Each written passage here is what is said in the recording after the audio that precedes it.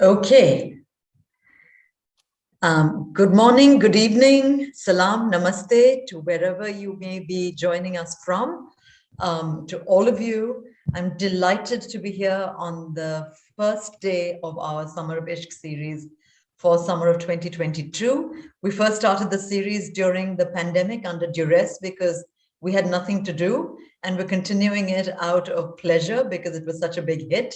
And we have so many topics to talk about and so many people from around the world joining us. I'm really thrilled to be starting off our 2022 Summer of ISHQ session today with two wonderful speakers, wonderful thinkers on the subject of translation. And the question that we have posed to both of them, who I will introduce shortly, is where or what is the trans in translation? And of course, the idea of the trans itself suggests a crossing of borders. So what borders do translation cross? What borders does transgender, transsexual, translation, transportation, what borders are we talking about? How are they enforced? How are they crossed? In two of my favorite subjects, i.e. language, literature on the one hand, desire, sexuality on the other hand. And we have two, as I said, wonderful speakers joining us. We have our first speaker will be Anandi Rao, who is lecturer in South Asian Studies at the School for Oriental and African Studies in London. And our second speaker will be Dan Taulapapa McMullin, who is a Samoan Fa'afafine poet and artist, joining us and talking about the question we have posed to both of them. So the format that we're going to follow is as follows. Well, you know, they both make sense in their place. We'll begin with Anandi speaking for 10 minutes, giving us her opening comments on this subject, followed by Dan speaking for 10 minutes with his opening thoughts on the subject, after which we will have a conversation between the two of them for a few more minutes. And after that, we will throw it open to the audience. However, please post your questions as and when you would like through the session. And Neil, who will be our wonderful moderator from the center, is going to be curating the questions for us, and will pose them to Anandi and Dan for the last 25 to 30 minutes of the session. So we really would like this to be a conversation. So feel free to ask and pose whatever questions you'd like. And in the meantime, let's begin without any further delay. And Anandi, let me invite you, please, to share your opening remarks on where is the trans in translation. All yours. Thank you so much, Madhvi and Neil and Shreyashi and the Center for Studies in Gender and Sexuality at Ashoka University for this invitation and this really thought-provoking and provocative question, in fact, where is the trans in translation? So today I've organized my thoughts into two main lines of inquiry. So the first begins etymologically with the prefix trans. So as you suggested, Madhvi, trans as a prefix signals across, beyond, through, on the other side, to go beyond, from the Latin trans, meaning across, over, beyond. There is this sense of going beyond, of crossing, etc., right? So the importance of the prefix trans within translation studies, with the way I see it, has really come to the foreground in discussions of gender and translation and at the intersections of gender studies and translation studies. And just sort of as an example, I want to mention the work of Christopher Lakosh, who quite early on, now maybe like 15 years ago, asked the question, how is translation as a gendered performative act inextricably configured within a constellation of other trans terms, such as transnationality, transit, transculturation, or transgender? And this is very interesting because so he sets out this constellation, this network of words that are linked together with this prefix. And he uses this as a way to think about putting these questions together. So I found that very productive and useful, but I want to push it further in some ways. And to push it further in some ways, I draw on Christina Sharp's work, the critical race theorist, Black cultural studies theorist from the US, who talks about trans asterisk. And here it's important because I think the asterisk is crucial because it plays an important part in her figuration.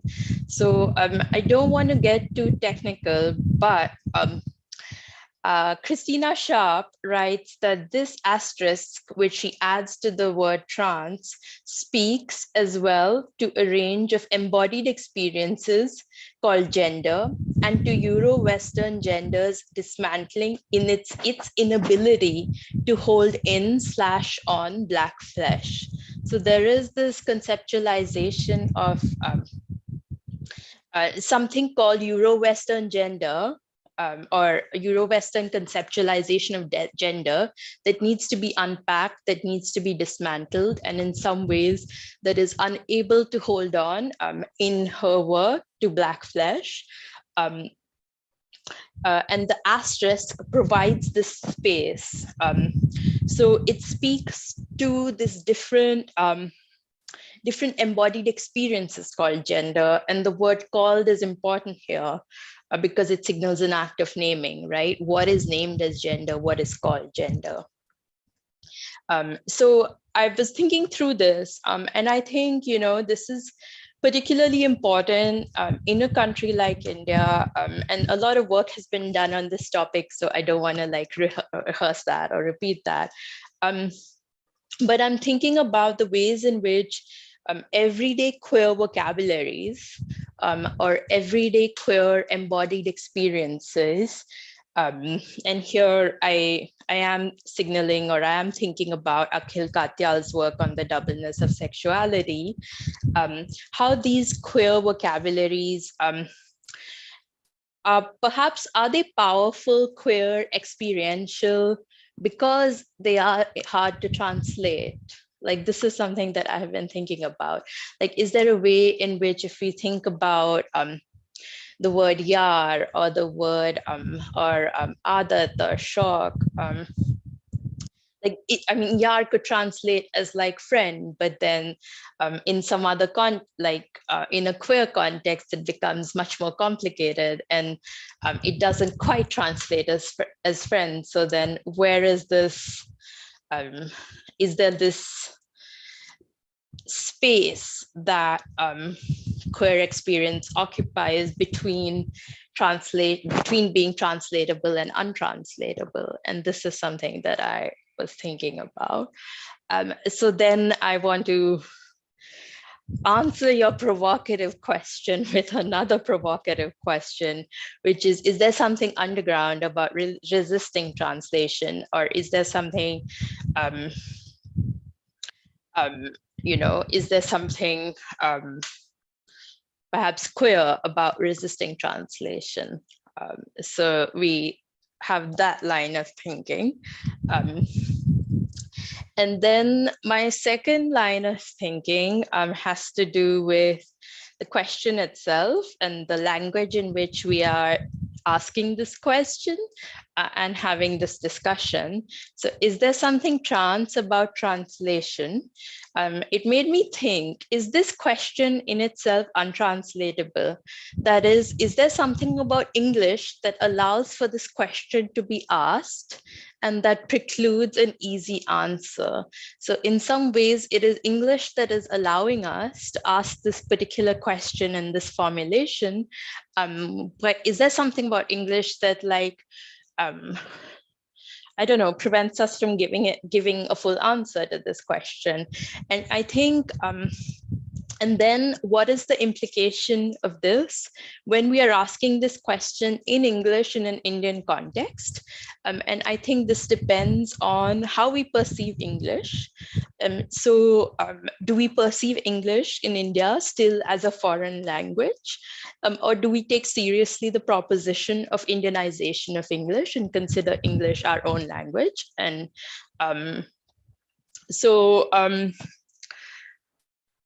Rita Kothari, sorry, has written wonderfully about this. And I think I just want to read one sentence from her, which she says that there's an unself-conscious way in which English intersperses with Indian languages and by which Indian languages color English now. When she's talking about the Indianization of English, and of course there is, as she points out, the class dimension of English, which we mustn't forget. But I think before I lose my train of thought, I think it's important that we think about, okay, how are we perceiving English, whether we're thinking about it as foreign, as not foreign, as both foreign and not foreign. And this is particularly important to bring it back to translation, because within a certain conception of translation studies, the question of foreign, of translating into and from a foreign language, is deeply rooted and deep-seated, really. And I think whenever you have this idea of foreign, you also have this idea of assumptions of that which is not foreign, right? So then I ask the question, or I want to leave you with the question, is that which is not foreign also configured as not the norm? And I'm asking this in relation to norms of gender, norms of sexuality. So certain conceptions of translation assume a degree of foreignness, but what if English is both foreign and not in India?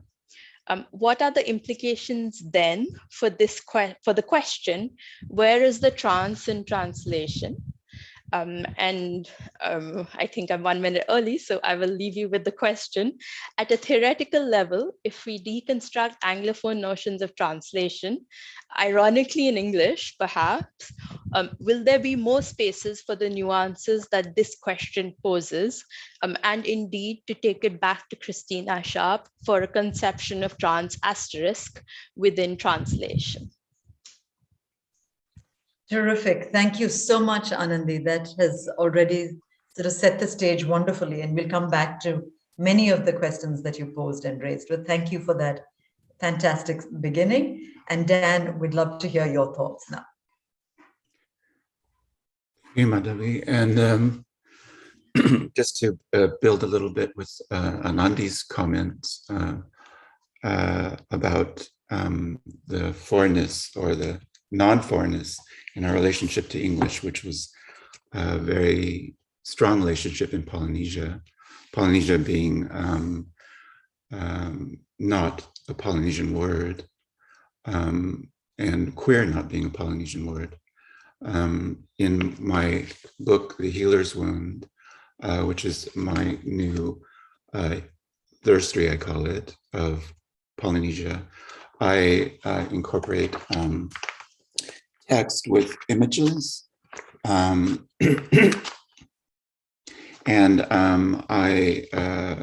it's an appropriation book where I take different texts and recovered images of the queer cultures of Polynesia as a way of looking back at the history as a formation of our queer futures in Polynesia and in our diaspora. One of the things I look at is the translation of the Bible into various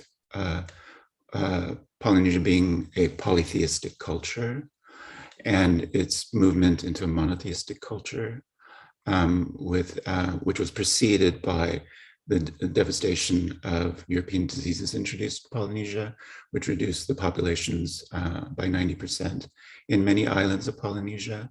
It was a huge collapse of the cultures, and then slavers, European slavers who kidnapped, for instance, the entire population of Easter Island, and then created a myth about the self-destruction of Rapa Nui or Easter Island, out of what was originally the kidnapping of the entire population, or most of them, except for the very old Maria. So, and then followed by militaries that brought the missionaries over to Polynesia. So there is a stage created, or a sort of desert created for the introduction of the new religion, which was then incorporated by Polynesians ourselves and became a part of who we are. And for instance, one verse I look at, the word fafine, which means the way of a woman, and is a person who is born male and lives in a feminine way within Samoan culture and Polynesian culture. Fa'a meaning the way of, or to cause, and fafine being woman. And similarly, fa'atane is a person who's born with a female body and lives as a man, tane being man. The word fa'afine is not in the Samoan Bible, not even in the parts of the Bible that talk about cross-dressing or transvestism or transgenderism, and not in the parts of the Bible that talk about homosexuality, or in the Samoan Bible, the word, they talk about tane, or men sleeping with tane, but they don't talk about tane sleeping with fa'afine. And when they talk about men dressing as women, they don't talk about fa'afine carrying themselves within the culture or practicing women's arts within the culture. And so I think this may have influenced why fa'afine as a culture, as a queer culture, survived in Samoa, and why fa'afine were able to dress as women in church, to join the women's choir, to join women's committees in the village,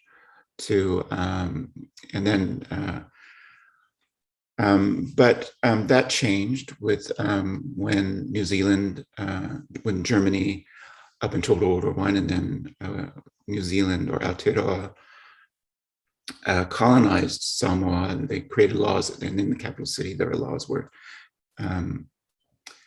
fa'afine had to dress as men.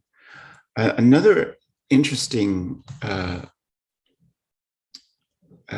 effect of how mistranslation influences our history is the word aikane in Hawaii. The word aikane was a young male lover of chiefs, and it was a kind of upwardly mobile way for young men to have and women to have lovers to be lovers to, or proteges to, chiefly men and women. And when Captain Cook came to Hawaii, he called Kamehameha a clown, because Kamehameha was surrounded by aikane. He had these young male lovers who were his proteges, and may or may not have been his lovers, probably were his lovers. I mean, this is kind of what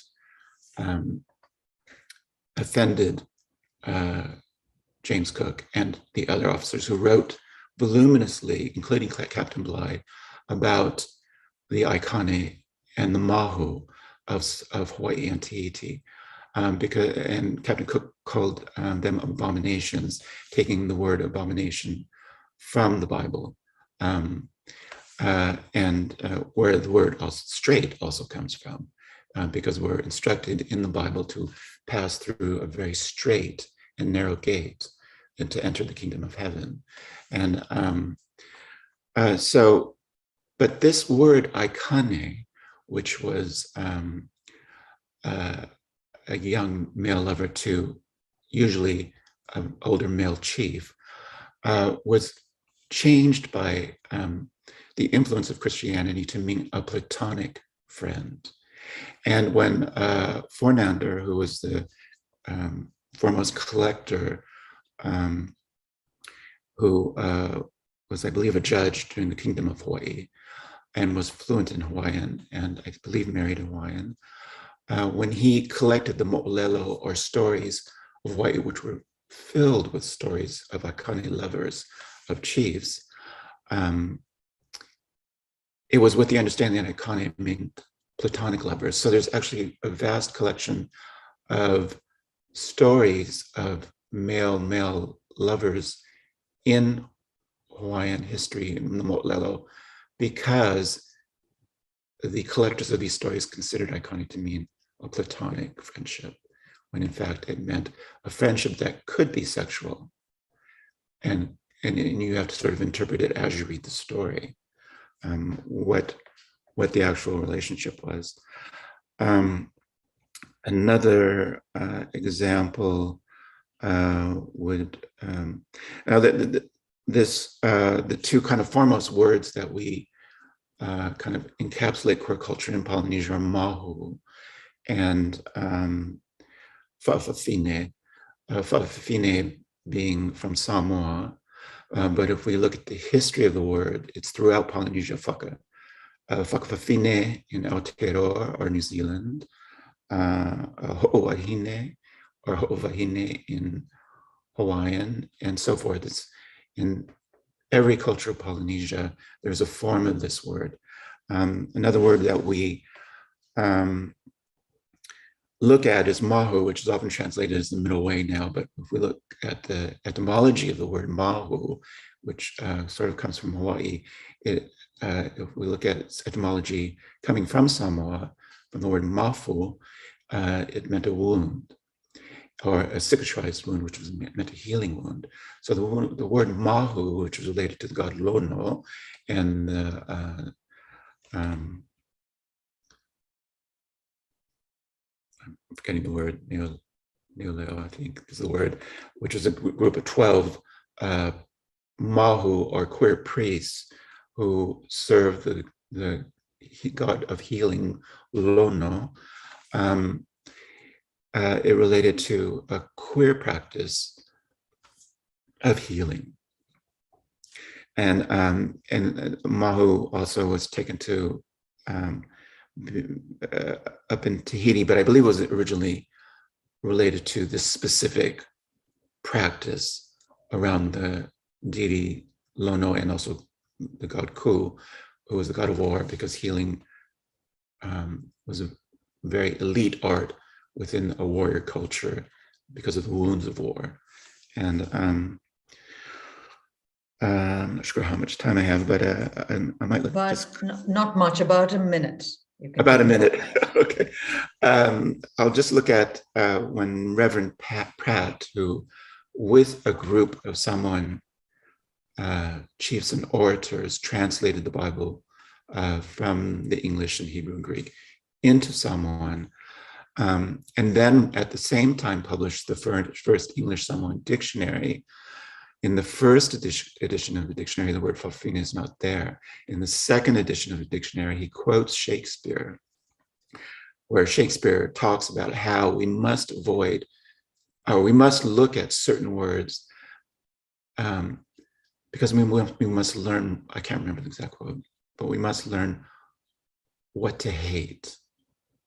And when Pratt issued his second dictionary, he included words like fa'afafine, fa'atane, tautane, all the queer words that he did not include in the first Samoan English dictionary of the 1860s. In the second version of the 1870s, he included those words because he said, we must learn to understand what we must hate. And so that would be my talk. Terrific. Thank you so much, Dan. This is so fertile already, a subject of conversation, because both of you, even without the word being mentioned anywhere in the topic or in the brief that I gave you, are engaging with questions of colonialism and engaging with ideas of the imperializing effects of language, which is exactly what we are talking about. And in fact, the sort of current discourse around transgender or transsexuality around the world, and I think both of you pointed to this in different ways, is a conversation that is happening in English, and a specific kind of English, which is a sort of, translated, colonizing English, biblical English that we are all steeped in, for better and for worse. So I'm fascinated by that on the one hand, and I'm just interested to hear what you think would happen, both of you, if we were to shift the subject of this conversation from English to another language. So would the question even make sense any longer? And that's what Anandi was gesturing towards, right? Would we even ask, where is the trans in translation? Because we'd be so used to languages that are constantly moving back and forth without pretending necessarily to be a fixed, settled language, on the one hand. And on the second hand, just picking up something that Dan gestured towards at the very end, it's so fascinating to say that we should have words to know what we should hate, because, of course, for the longest time, as you know, the definition of homosexuality was the crime among Christians that cannot be named. And it was the thing that cannot be named or could not be named, which is why the British got away, for instance, the British colonizers got away passing anti-sodomitical laws without actually naming sodomy or explaining what they meant by it. And so there is this strange attraction to an interdiction of naming. Like, what happens when you name a sex act? What happens when you name a gender? And then what happens when you translate out of that sex act or translate out of that gender? Does it become a more or less momentous thing to happen? So these are just a couple of thoughts I had based on what both of you had said. But what are your opinions about this? And then we can take the conversation forward. Anandi, would you like to go first? Yeah, I think yeah, this idea of like sedimentation, and like a language being fixed, and do we, in some ways, through legal language or questions of legality or laws, which at least let's say in the US, in the UK, in India quite often is done through English. Are they like more, do we see them as being more fixed? I don't think they are in reality more fixed. I don't think English is more fixed than any other language or more, but I think there is this appearance of certain categories, certain gender sexualities being less fluid than they actually are. I think, because of the language that we use. So I think you're right in that, in saying that. So that was like the first comment. In terms of, yeah, I think I'll stop there. I'll let Dan say something and then perhaps come back to something else. Sure, and I think you're absolutely right, and just sort of not anticipating Dan for a moment, but reflecting on what he did say. It's not just what language in terms of, is it English or Hawaiian or Samoan, but also in terms of the stage of the language, which is it legal language? Is it religious language? Is it medical terminology? And these are, of course, some of the languages that appear to be fixed. And I think you're quite right in saying that they may not necessarily be, but the impact that they want to have is that of fixity and absolute steadfastness. Dan, please. Looking, just commenting on Anandi's comment on how language sort of travels, if I interpret her comment correctly. One of the aspects of my book, The Healer's Wound, which is a photo collage book and an appropriation book where I didn't write any of the text, I collaged various texts, was the way that Polynesian cultures themselves changed over time, and how stories changed, how our definitions of what women were changed, how our definitions of queer people changed, and men changed, how our definitions of what it was to appear as any specific gender, how even our appearance changed, and how this influenced our language. And so those changes are all each truly, in this case, Samoan. They're each truly Samoan. Right. And it's also interesting how oral traditions, Polynesian languages having what we call longo longo in Samoa, the Rapa Nui call rongo rongo in East Island, which is signs on top of cloth and on tattoos and various signs. But we didn't have a phonetic script, which came with the European. So there was a validity given to the written word, but then there was also an emphasis suddenly on oral cultures, because oral cultures were sort of decolonialized, anti-colonial way of preserving our own laws, our own modes of thinking, our own social relationships. And even today, there just isn't enough print publication of Polynesian writers of the past and of the present. So there is this tradition of indigenous oral literature, and you might even call it indigenous oral publication. It's published orally from person to person through sound. There is a anti-colonial process in that way of, but there's also a colonialism in it, can we, Polynesia is still colonial. I mean, the Maori and Aotearoa are part of a European colonial state. The Hawaiians and Hawaii are part of an American colonial state. The Tahitians and French Polynesia are part, as much of the Pacific, the West Papuans are part of the Indonesian state, Indonesia. There isn't colonialism lives with us. It's part of American, where I'm from, is the U.S. territory. So the ways in which language work in anti-colonialism is also interesting.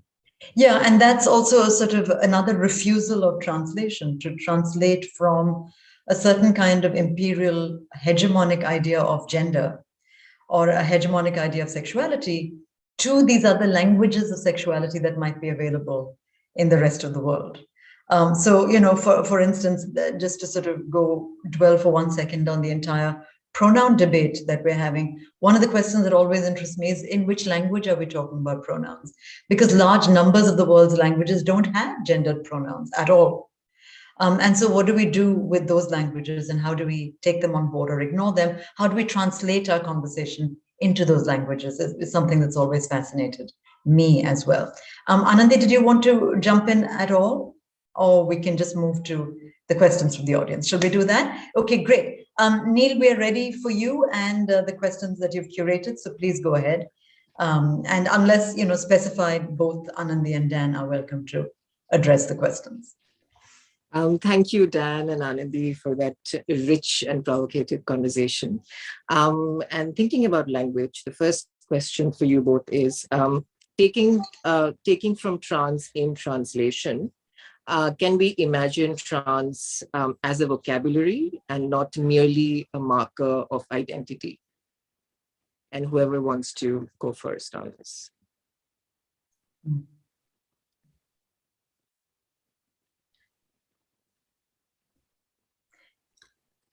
Anandi, Dan? I mean, I'm not entirely sure trans as a vocabulary, I guess, a way of being in the world. I mean, you can, of course, interpret it how you will, but a way of being, a way of speaking, a way of embodying one's body, rather than only a means of language or communication. Well, I know in Samoan culture, I'm part of the Fa'afine community, which is mostly transgender. I identify as non-binary. I use they, them as my pronouns. I haven't always. It just wasn't common practice. But for me, to use they, them felt like a relief in a way, because I always considered male identity oppressive. And it was oppressive to my childhood and to my adult life. And when I'm in Samoa, my community, Fa'afine, is predominantly transgender, and the queer community in Samoa is run by transgenders. So, and they accept me as part of that community, although I may not be considered transgender in American culture.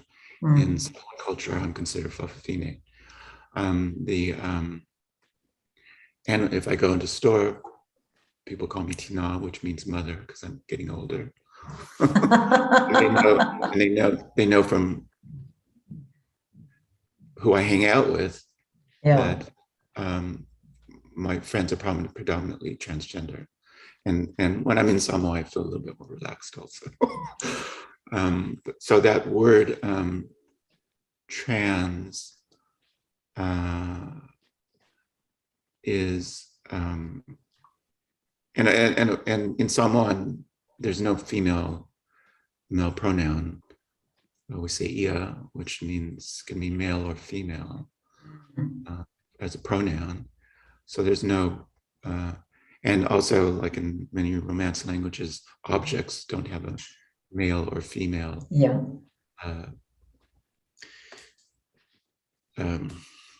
connotation. There are social practices that are considered male and female. Right. And or Fa'afine, like even painting, is considered a female practice. And the art of writing in Samoa came out of painting. So you could say it's a female practice, right, in a very traditional sense. So trans is also relating also to how we conduct our lives in many ways, and in the sense that transgenderism is liberatory for all of us, non-binary, male and female, but also more importantly to transgenders, of course. So this word trans is a way of looking at all different aspects, of course, of how we live life, and it's but specifically in relation to transgenderism, because it's through, I think it's through that the practice of transgenderism, which is part of course, the full aspect of a transgender's life, but it's also part of all our lives. I think not to say it belongs to everybody or anything like that, but to say it's liberatory. It liberates us a little bit within all the practices that we do, and but also the history is interesting in relation to how we see men and women.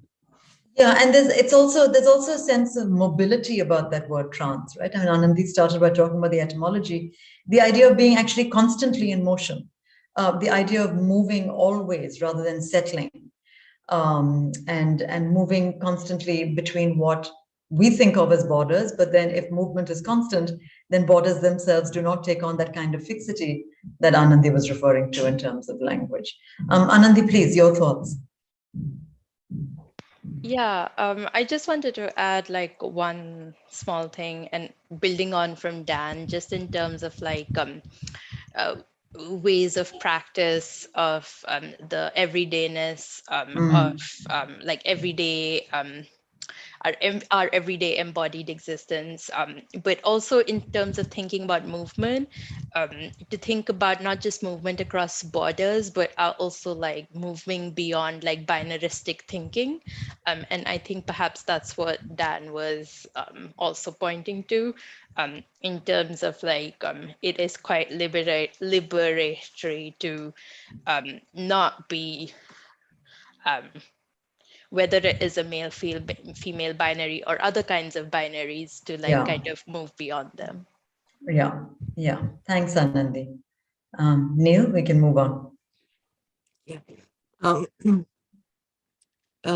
Thinking about Anandi's question, or Anandi's point when you said, is there something queer about resisting translation?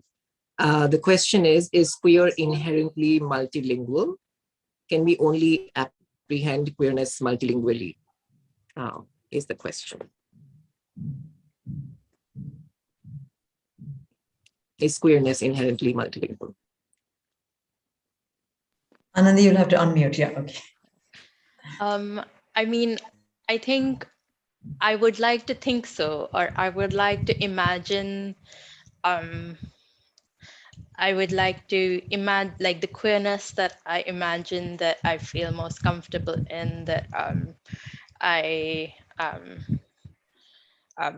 yeah, would be one that is multilingual, that and I'm just using, and it's weird to like talk about it within, it's weird to talk about it in English, but it's also weird to like queer for me is like a placeholder in some ways, for this discussion, because we're having this discussion in English. Queer feels like a placeholder. It feels like at once all encompassing and at once nothing at all. And I think if we go back to like lived practices, lived experiences, lived vocabularies, I think it would be good to, I guess, live them multilingually in some ways. And here I'm really thinking of the collection of poetry, South Asian queer poetry by Akhil Katyal and Aditi Angiras that came out a few years ago, or like last year. And in their introduction, they talk about this, about how ultimately they settled with queer because the vocabularies in South Asia are so numerous that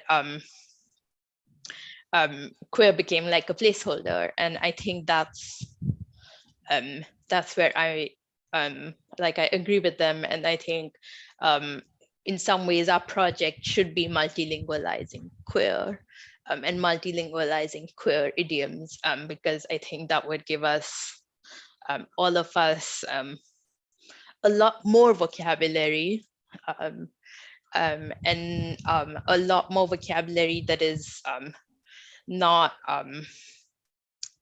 tied to the hegemony of English, I think, global English.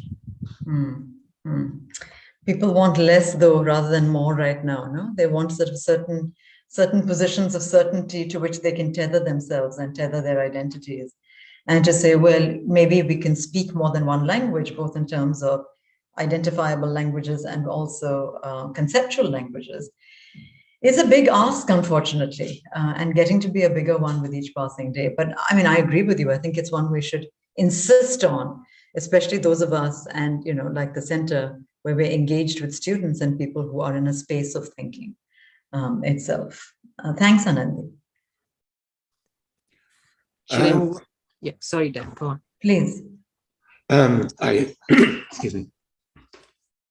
I just published this book, The Healer's Wound, and the subtitle is The Queer History of Polynesia.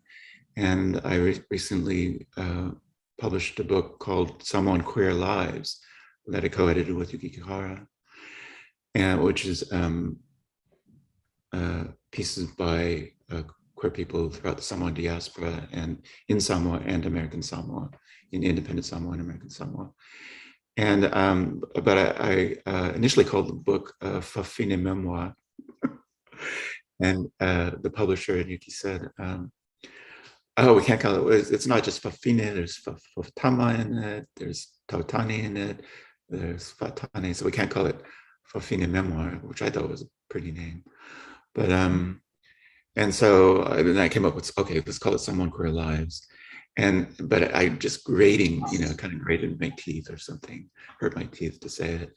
And even this book, The Healer's Wound, I initially called it Queer Thirst to Polynesia, but actually my editor, Mariko Emi, suggested, and publishers suggested, more nuanced titles. So then I came up with The Healer's Wound,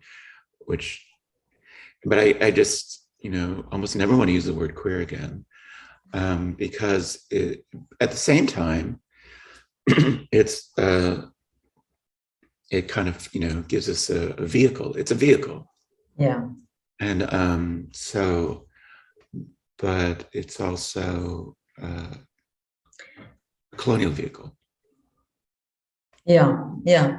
And which it doesn't have to be, if you think about it as a vehicle, like, one of those landing vehicles on the moon, the rover or whatever, it's not something that lasts. It's something that sort of touches base and then takes off, lifts off again, and then explodes midair and then comes back. And I like that idea of, as I said, of movement, because of course perhaps the most popular trans word is the word transport. And that is very much at the heart of this idea of transness, I think.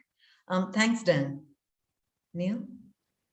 The next question is it possible to translate practice? For example, translating sexuality and translating sexuality as a practice. Is it possible, or what are the politics of it? Into what, I wonder what that question meant. Translate into what? Yeah. But, Dan and Anandi, you finish that question and answer it however you would like. In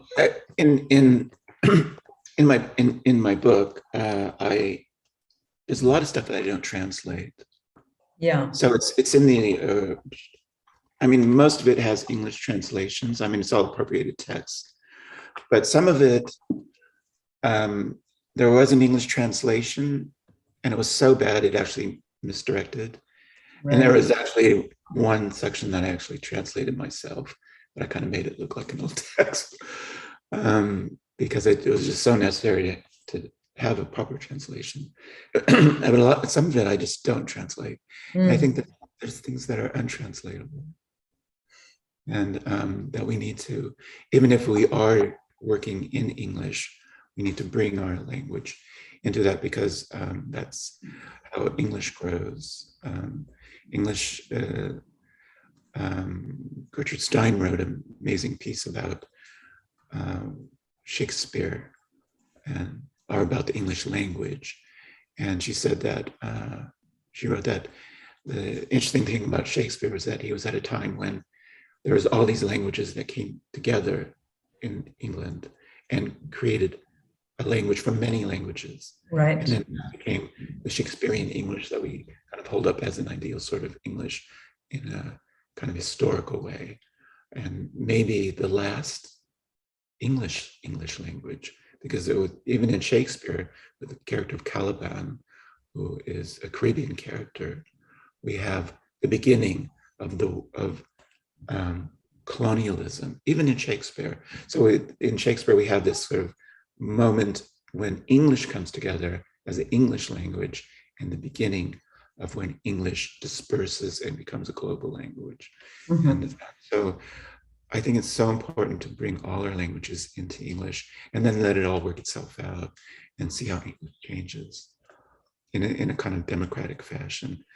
And just kind of let democracy of language take over. Anandi? Yeah, I think I like that, and I agree with that. Like often, and here I'm thinking about,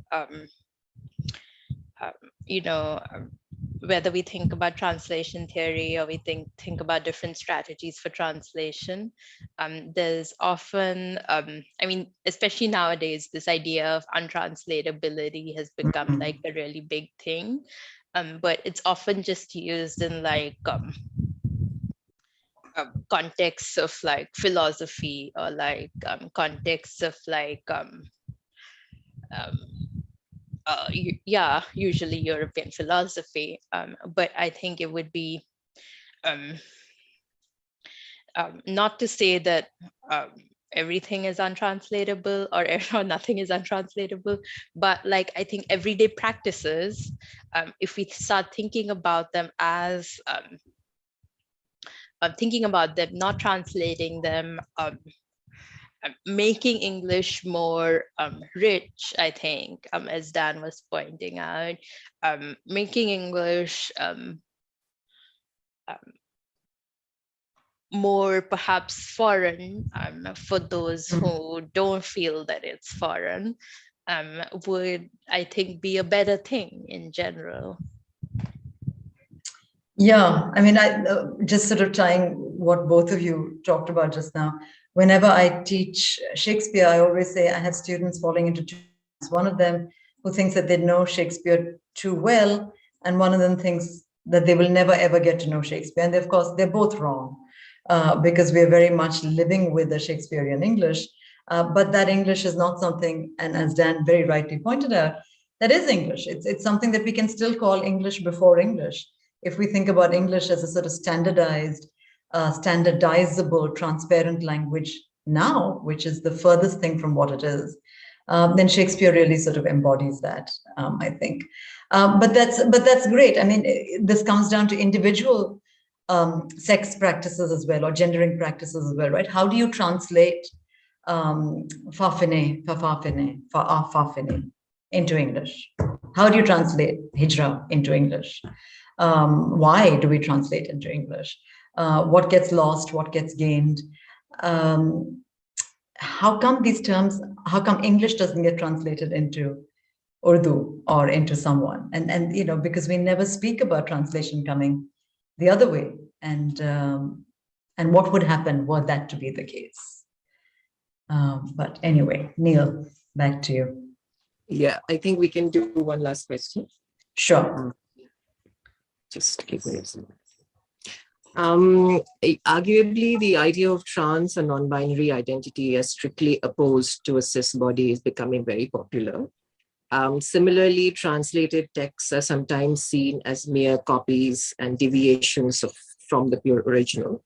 In both cases, we encounter a binary framing of trans versus non-trans. Would it be possible to remove transness from such a division? Is the question.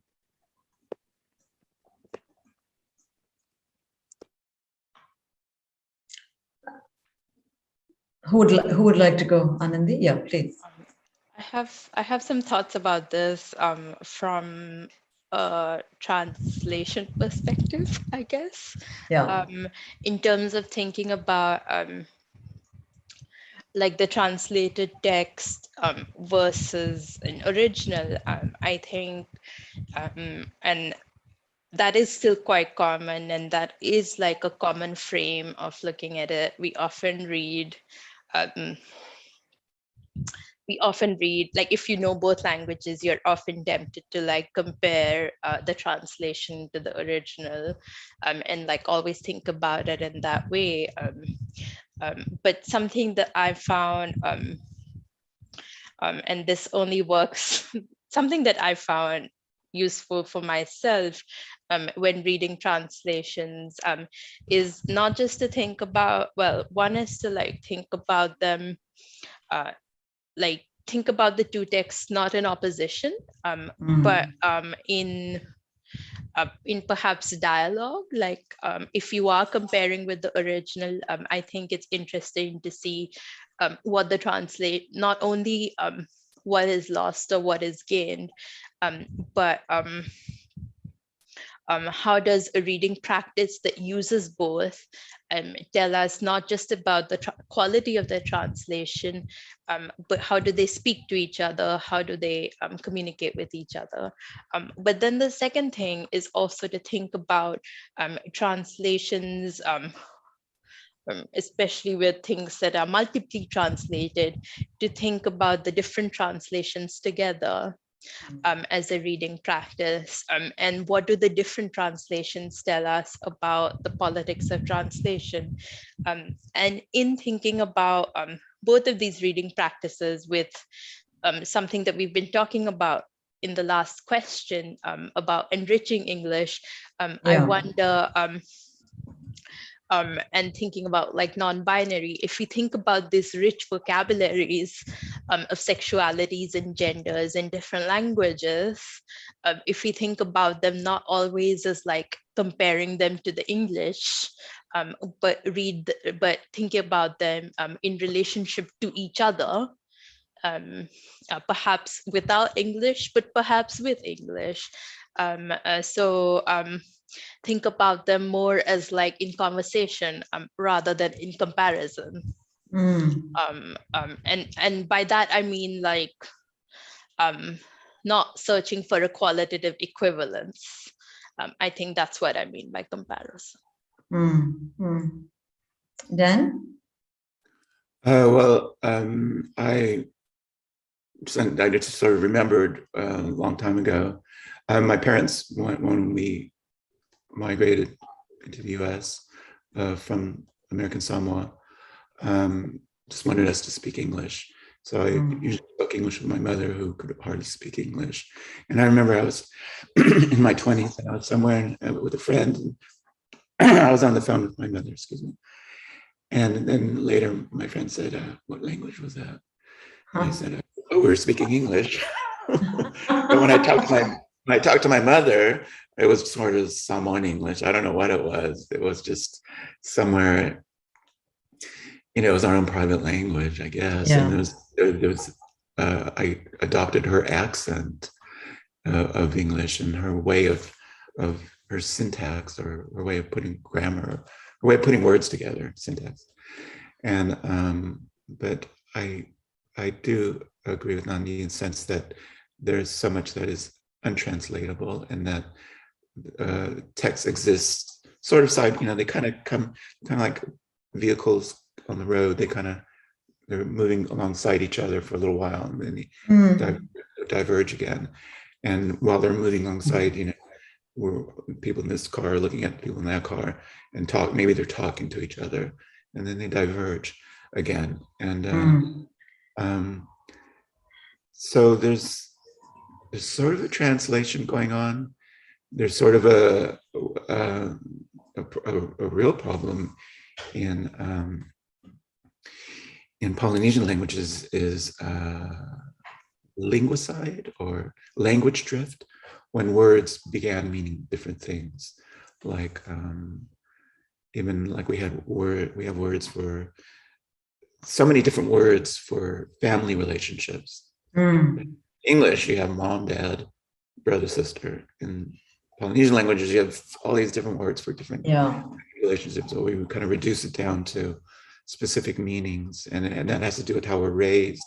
In Samoan culture, all the children are sort of raised together, and they call everyone in the village mother and father. But in American society, you call them neighbors, or you call them uncle and auntie. You don't call everyone mother and father. So there's all these things that it's granular. It's down to the most basic aspects of life, and there's things that we should, even if we translate it, it doesn't get translated. Yeah. I mean, I like that spatial metaphor that both of you used, Dan and Anandi. And of course, I'm reminded that in Hindi and Urdu, the word for possession is also the word for nearness. So when you say that I have something, you say mere paas hai, but paas is the same word for next to me. So when I'm describing myself, I'm describing something that's actually next to me and not me at all. And that idea of proximity, that idea of nearness, but never coming together or coinciding with the self. I like that idea of cars sort of running parallel and then diverging, but there is no coincidence, because that would be a car crash, wouldn't it? And we don't want that kind of car crash to happen. Great, Neil. I'm afraid, I know you have other questions, and I know people have other questions, but I'm afraid we have to call it a day now. So let me end by thanking you both so much, Anandi and Dan, for this wonderful conversation today that I hope we'll be able to continue in other venues. And just to announce to everyone that our next session, our second session in Summer of ISHQ, will be next Wednesday, July 6th. And the topic will be nationalism, which unfortunately is rearing its ugly head again in many parts of the world today as a topic to contend with. But before we think of that ugliness, let's dwell in the beauty of this conversation. Thank you both so much, Anandi and Dan. It was a real pleasure. Bye, everybody. Bye.